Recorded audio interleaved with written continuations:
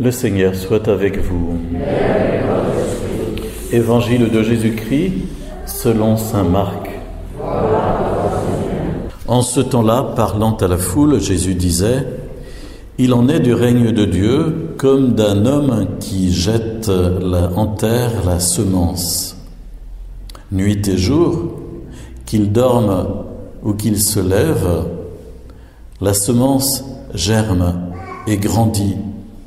Il ne sait comment. D'elle-même, la terre produit d'abord l'herbe, puis l'épi, enfin du blé plein l'épi. Et dès que le blé est mûr, il y met la faucille, puisque le temps de la moisson est arrivé. Il disait encore : À quoi allons-nous comparer le règne de Dieu ? Par quelle parabole pouvons-nous le représenter ? Il est comme une graine de moutarde. Quand on la sème en terre, elle est la plus petite de toutes les semences. Mais quand on l'a semée, elle grandit et dépasse toutes les plantes potagères. Et elle étend de longues branches, si bien que les oiseaux du ciel peuvent faire leur nid à son ombre. Par de nombreuses paraboles semblables, Jésus leur annonçait la parole, dans la mesure où ils étaient capables de l'entendre. Il ne leur disait rien sans parabole, mais il expliquait tout à ses disciples en particulier. Acclamons la parole de Dieu. Louange à toi, Seigneur Jésus. Vous êtes-vous promené ces temps-ci dans les petits chemins pédestres qui sont sur nos communes? Vous avez peut-être remarqué que le blé était en train de lever, de pousser, qu'on commençait à voir les épis. Et c'est peut-être de ces observations que tout simplement Jésus tire des enseignements sous forme de paraboles tels qu'il les transmet à ses disciples et à nous aujourd'hui. La perspective de Jésus concernant le règne de Dieu, c'est que c'est vraiment une réalité en croissance. On est au tout début, et c'est en lui, Jésus, que se tient la semence initiale, en quelque sorte. Il est le Verbe de Dieu jeté en terre. On va le chanter tout à l'heure, après cette homélie, un petit chant, grain de blé qui tombe en terre. Si tu ne meurs pas, tu restes seul, tu restes solitaire. Et on est au tout début avec cette annonce de Jésus, mais la perspective de Jésus, c'est que on est à l'aube d'un temps de développement extraordinaire et que le règne de Dieu, au final, sera une grande, comment il dit cela ? Une grande plante qui était au départ la plus petite de toutes les semences, mais qui maintenant étend de longues branches, et les oiseaux du ciel peuvent faire leur nid à son ombre. Nous devons garder cette perspective que Jésus nous donne, à savoir que la parole de Dieu poursuit sa course. Le royaume de Dieu est en développement et il va parvenir un jour à maturité. Nous ne savons pas quand.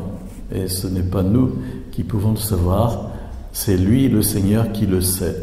Mais au-delà de nos appartenances géographiques, culturelles, continentales, au-delà des vicissitudes, des développements et des sous-développements de l'Église, parce qu'on voit bien que la vie de l'Église, par exemple chez nous, peut sembler par certaines façons en décroissance, au-delà de ce que nous pouvons voir immédiatement sur le terrain. Nous devons garder à notre cœur cette perspective qui est celle de Dieu, à savoir que ce qui a été semé ne doit jamais cesser de croître et de grandir. Et c'est une perspective aussi pour nous motiver à l'évangélisation, à savoir que toute action évangélisatrice est comme une semence jetée en terre qui pourra croître un jour. Nous ne savons pas quand, nous ne savons pas quelle dimension elle pourra atteindre, mais nous devons semer avec grande confiance. avec grande confiance que la semence porte en elle un dynamisme de vie pour la faire parvenir à maturité. Ce mot de confiance, c'est celui que Paul emploie, vous avez peut-être remarqué dans la deuxième lecture, un passage tiré de la deuxième lettre aux Corinthiens, qui n'a pas de lien formel avec les deux autres passages de la Bible que nous lisons aujourd'hui, parce que en ce moment nous lisons cette lettre de Paul aux Corinthiens de façon suivie, et il emploie le mot confiance en disant « nous gardons toujours confiance ». Oui, nous avons confiance, dit-il. Et quel est l'objet de sa confiance? Il nous dit, nous gardons toujours confiance, mais en sachant que nous demeurons loin du Seigneur, tandis que nous demeurons dans ce corps. En effet, nous cheminons dans la foi, non dans la claire vision. Oui, nous gardons confiance, et nous voudrions plutôt quitter la demeure de ce corps pour demeurer près du Seigneur. Mais de toute manière, c'est que nous demeurions dans ce corps ou en dehors, notre ambition, c'est de plaire au Seigneur. Vous avez là une très belle règle de vie, au fond, qui nous est proposée par Paul. Notre ambition, c'est de plaire sans cesse au Seigneur. Que ce soit pendant notre vie terrestre, que ce soit pendant notre vie au-delà de cette terre, notre ambition doit être de plaire au Seigneur. Mais Paul nous le dit, aujourd'hui c'est plus difficile peut-être parce que nous cheminons dans la foi, non dans la claire vision. Et pourtant, quel outil extraordinaire que celui de la foi pour adhérer au Seigneur et pour lui dire « Seigneur, je ne te vois pas, mais je crois en toi.